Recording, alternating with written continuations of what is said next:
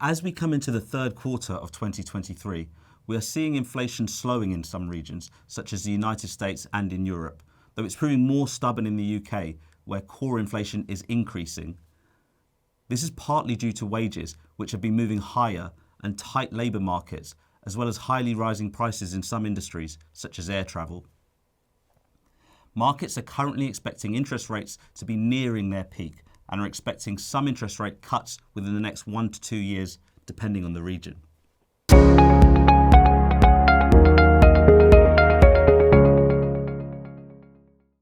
Higher interest rates mean that savers should be rewarded, though there is always a lag for savers compared to loan products for consumers.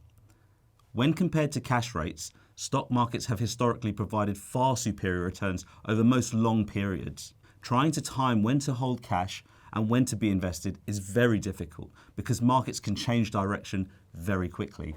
Given that bond prices have fallen by some margin this year, the yields available are now far more appealing.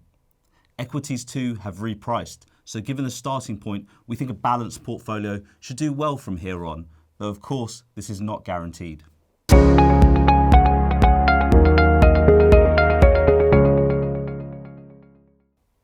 A global recession does not look imminent, particularly with strong consumer spending and a robust labour market in the United States.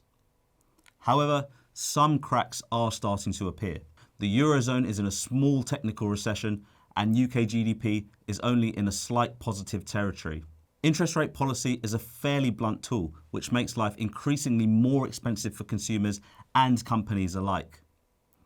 As a result, there may be further corporate casualties to come, especially for the more indebted parts of the market.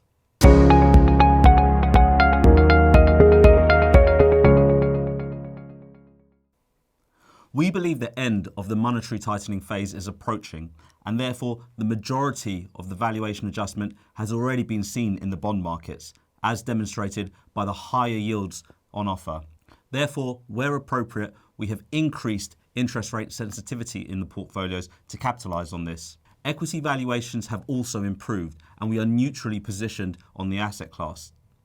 We have recently increased active management in UK equities where we can, as it's an area that has struggled as of late. We continue to emphasise quality characteristics such as low levels of debt in the equity holdings and avoid areas of the market with high debt such as commercial property.